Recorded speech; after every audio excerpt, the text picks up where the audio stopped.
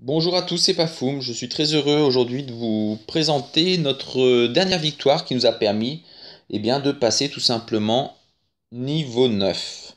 Donc déjà, GG à tous les pour leur assiduité, c'est-à-dire qu'on a quand même beaucoup enchaîné les wars, on a toujours été assez nombreux disponibles et là vous pouvez voir on a fait une petite war à 20.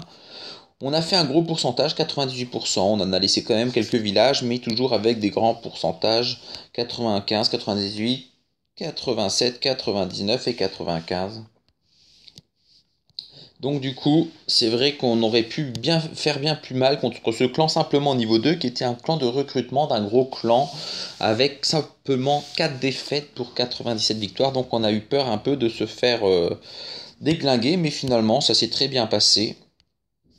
Et je vais vous montrer comme d'habitude nos 5 meilleures attaques. La première par notre pif, notre adjoint, le bras droit du clan. Donc qui nous fait en ce moment, qui est assez performant en ce moment, pif, au niveau des AQH. Je vous montre rapidement, hop là, cette strat, un AQH Gova Hog. Bon, les Valkyries ont tourné, hein, c'était pas le but. Hein. Quand même dire ce que, la vérité. Après, il attend bien les soins, etc. Il gère bien les ballons. La QH Govahog, surtout Govahog, ça paraît assez simple comme ça, mais ça l'est pas tant que ça. Hein. Faut quand même bien adapter sa compo, donc mettre des ballons, mettre plus ou moins de Valkyrie, mettre plus ou moins de cochons en fonction de l'adversaire et du village. C'est assez redoutable comme technique, mais après, il faut quand même un minimum de maîtrise. Et le petit frère de l'AQH Govahog, bah, c'est tout simplement le Govahog qui nous a réalisé GG. Pareil, hein, c'est une technique qui semble assez simple, mais après, il faut quand même réfléchir un peu où poser le séisme, où poser les soins, bien nettoyer les côtés pour que les Valkyries puissent bien rentrer. Donc après, c'est pas forcément des strats qui trient à tous les coups. Hein. La preuve, sinon on ferait que des perfects et il y aurait beaucoup plus de perfects dans les wars. Mais ça reste quand même des techniques redoutables et moi je trouve que c'est d'autant plus redoutable qu'on l'associe à un AQH. Hein. C'est vrai que GG n'en fait pas souvent. Et je pense que voilà, nous on en faisait pas beaucoup avant, on commence à en faire de plus en plus. Et je pense que GG va aussi commencer à en faire un peu plus souvent. Donc GG qui est notre adjoint. Et là, je vais vous montrer deux tris de Onid. Je pense que ça se dit comme ça, qui était un de nos invités, comme je vous l'ai dit, régulièrement on a des invités. Et là on a eu la chance d'avoir Onid, un joueur de chez Excalibur, un très bon clan français, niveau 9, qui, qui a notamment fait la technique Excalibur à un moment donné. Vous avez vu des vidéos où on faisait des Excalibur, ça vient de ce clan-là. Donc il nous a fait, il a eu la gentillesse de venir faire une petite guerre avec nous et ça nous a fait très plaisir. En plus, ça nous a fait d'autant plus plaisir qu'il a rasé deux fois, donc ça nous a quand même pas mal aidé. Donc on peut vraiment pas dire qu'il est venu en touriste et qu'il a servi à rien. Au contraire, il a plus que bien participé à cette victoire qui reste malgré tout une victoire de groupe. Mais en tout cas, il a été actif. Il a été actif sur le chan, il a été actif aussi en war pour les dons. Et en plus de ça, il avait le skill pour faire deux tris sur le 4 et le 3. Je vais vous montrer le prochain. Donc merci à toi Onid d'être venu. Et j'en profite du coup pour remercier aussi tous nos invités qui nous ont permis aussi d'atteindre le niveau 9.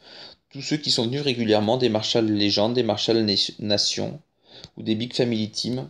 Donc je pense à Wallen, je pense à Doyle, à Greg. Je pense évidemment à Click, mais lui plus que nous avoir rendu visite, il est quand même resté quelques mois avec nous. Donc je pense à tous ces joueurs qui ont participé aussi à ce passage d'HDV9. Donc là, l'autre vidéo que vous avez dit, il avait fait deux tris. Vous pouvez voir qu'il nettoie à chaque fois bien. Avant de péter les murs, il avait nettoyé le côté pour être sûr que la reine rentre et continue pas à avancer. Il pose évidemment le rage pour pas que la reine meure, parce que vous savez que la reine, une fois qu'elle est trop focus, en général, elle a tendance à mourir. Et du coup, poser un rage sur les guéris, ça permet, et la reine, ça permet que la reine tape plus fort et que les guéris soignent plus vite. Et du coup, la reine peut survivre lorsqu'elle a plus de 2-3 devs sur elle, donc c'est quand même assez pratique. Donc voilà, Onid qui a plus que rempli son contrat en rasant deux villages. Et notre infatigable papy, bien qu'il soit vieux, il est toujours là, increvable, à faire des tris. C'est un peu le clic au sol, finalement. Clic était très bon en air, lui il est très bon en sol. Mon Clic était très bon partout d'ailleurs, mais on va dire que sa spécialité c'était l'air. Donc Papy vraiment qui n'arrête pas à chaque fois de tri, hein. C'est quelqu'un de très régulier aussi, hein. Là il avait fait un 99% sur cette war. On a fait une war avec les Marshall Legends là. Il nous a fait deux tris. D'ailleurs, plusieurs des Oum aussi ont réussi à tri. Je leur félicite. C'est toujours bien lorsqu'on est invité quelque part qu'on arrive à assurer au moins le minimum en rasant un peu. On a rencontré d'ailleurs, pour la petite histoire, pendant que je vous laisse regarder, on a rencontré avec les Marshall, les légendes, on a fait une Marshoum. Et on a rencontré un clan niveau 11. Donc je peux vous dire on s'était dit avec un MM qui était quand même un peu à leurs avantages, avec surtout des RR vraiment pour eux, des HDV10 maxés pour eux alors que nous n'en avions pas. Et je peux vous dire qu'on a eu un peu, on se pensait vraiment que ça allait être difficile et finalement ça s'est plutôt bien passé. On a gagné d'une étoile. C'était une expérience sympathique à refaire et ça permet aussi de voir un peu comment les autres jouent, donc c'est toujours agréable. Donc là, le petit tri de papy. Important de garder des troupes pour la fin. Souvent sur ce type d'attaque, on galère toujours à la fin par manque de temps. Ça arrive souvent, vous voyez bien, on a fait des 95, on a fait des 99 et on galère toujours, il y a on manque toujours un peu de temps, donc c'est important de toujours garder des troupes. Donc voilà, merci à tous et à très bientôt pour notre prochaine war.